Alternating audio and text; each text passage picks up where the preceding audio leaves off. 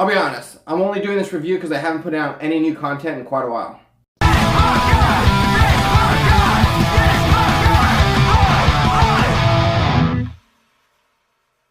Hey guys, what's up? This punk guy here. Thanks for joining me back on my review channel. Like I said, it's been a while since I put out any new content, and it's really because it's the slow part of the year before the summer wraps up and a lot of great bands start releasing a lot of their newer stuff. Not that this band isn't an awesome band, but you'll see why I hesitated to do this review.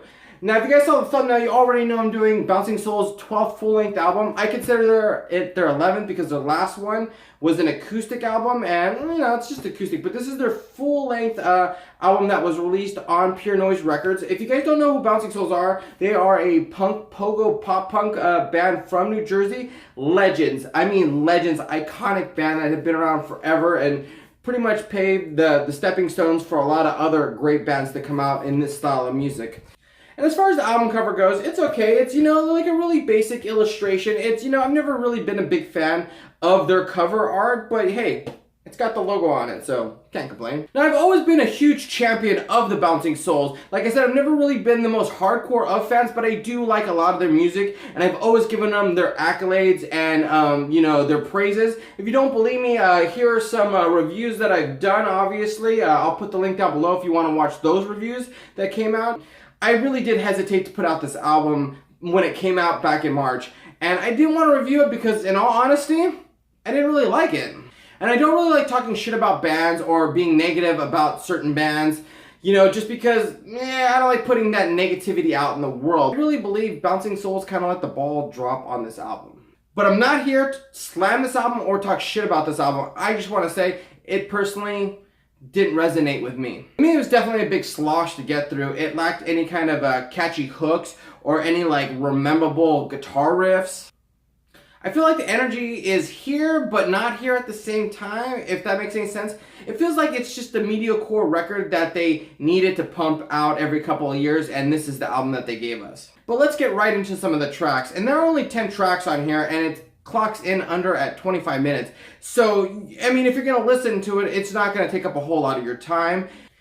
Now, Bouncing Souls do what they always kind of do when it comes to their writing. They write a lot about personal people, you know, people that I have no idea who they are. Shannon Song, Andy and Jackie, Vin and Casey. They're all about, you know, people, I guess, in the punk rock community. I don't know. Vin and Casey is definitely the most interesting track on here to me, mainly because it gets vocals Kevin Seconds on here, and the song actually kind of sounds more like a 7 seconds type of song. It's really fast. It's definitely the fastest track on here, which is one of the reasons why I like it a lot. Also, at the same time too, I don't know how they wrote the melody, if they wrote it so Kevin Seconds would sing in that style, or they wrote a 7-second song and said, hey, Kevin, come here and sing with us. 10 Stories High is the title track and also the first track on this album it opens up with.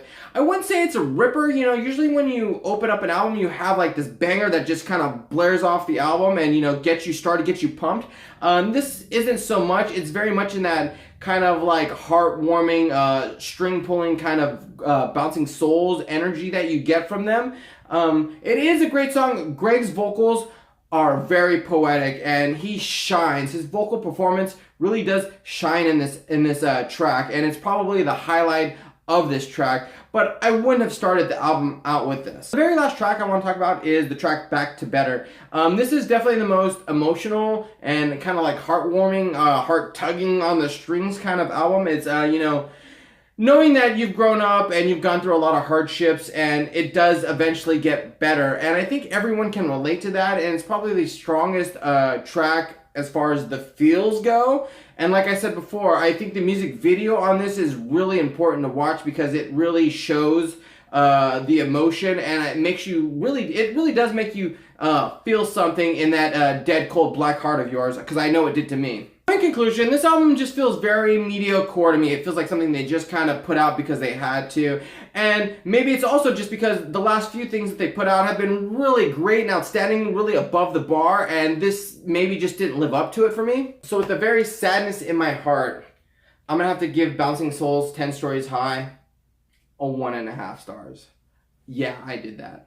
Now, before all you keyboard warriors start shit talking and start saying stuff like, oh, you're not a big enough Bouncing Souls fan to understand them, or you don't get their new music because a lot of people don't appreciate, bands' newer stuff. So I'm gonna go ahead and give you a recommendation. I would say this Crucial Moments EP that came out back in 2019 is one of my favorite Bouncing Souls things that ever came out. It is a great, great EP. So I would say go ahead and listen to this, but don't listen to this. Listen to this, but don't listen to this.